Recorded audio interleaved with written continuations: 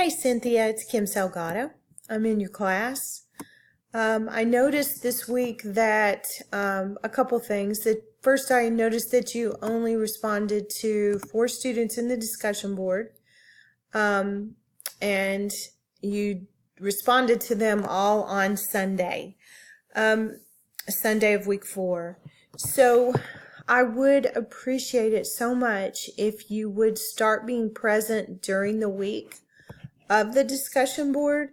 That would promote um, student interaction and community.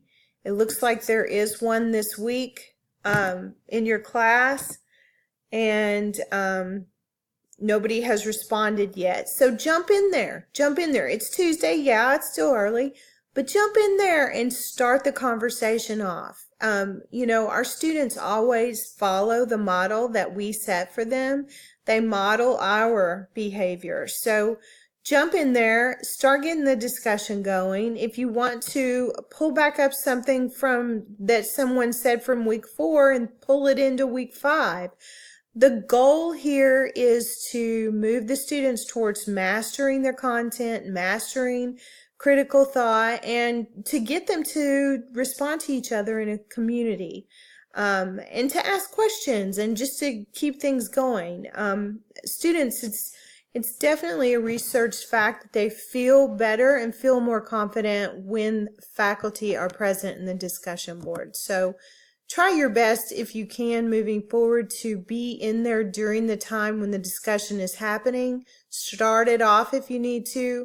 And then also try your best to respond to a little bit more than 4. I mean, we don't have a quantifiable number of people that you have to respond to, but if you would respond to, oh, I'm sorry, oh great, the dogs are going to bark. Hush, hush, hush.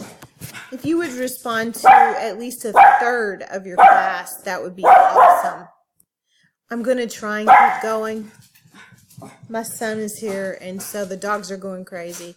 Anyway, I also wanted to talk to you about your grading. You asked me, I want to say last week or the week before, and I'm sorry, I've been totally slammed, where to put the grading feedback for your discussion boards. So I'm just going to pop into your week 2 discussion. He's going to open the door, so hang on one sec. Okay, I'm back. So here's your week 2 discussion board. And when I pop into Laura's class here, I see that, here's your rubric. I see that you're not adding any feedback in the rubric. All you have to do is click on this little button right here, and then I'm just going to type in test so you can see how I do it. So you can add your feedback here in the comprehension element of the rubric, which helps the students connect the dots between what they actually posted and what you want to see as improvements in specific areas. So timeliness, it looks like she posted on time. Engagement, it looks like she did not post to anyone else, I'm assuming. So you could write that in the feedback part here. Sorry you didn't post to any peers this week. You could put this here and then hit done, and then this would save.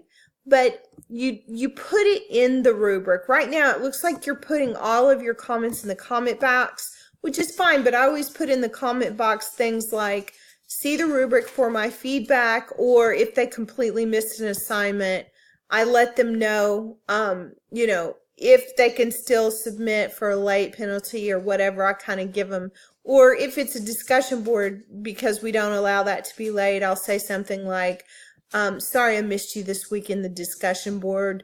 We really miss your presence when you're not here, so I hope to see you there next week. And then when you're done, anyway, you can scroll all the way down, and I'm still moving my screen down here to open. Wait, I don't know what happened. It went away. Oh, I know what I have to do. Something that's really important that I want to show you here. Let me see. I'm going to move my screen up here. Is you have to make sure that this did you see me click that box right there? You have to maximize your screen totally before you can save this. And so then I'll pull this back down so you can see the update button. And then you have to click this button right here, and then everything saves in here for you. Now, I'm not going to do this because I typed in a note in there and I don't want it to be from me. I want it to be from you. So that's how you are supposed to be adding feedback. You click this button right here, you type it in, then you go over here and you hit done. You make sure that this box is maximized, which it is at this point. And then you have to type everything you're going to type for feedback, hit the done button, and then you scroll down to the bottom of the page and you hit the update button, or you hit the save button if this is the first time that you're opening the rubric. Anyway, I know this is a long video. I'm sorry about the dogs barking, and I hope this helps you. If it doesn't, maybe we can make some time to talk this week. Thanks so much. Bye-bye.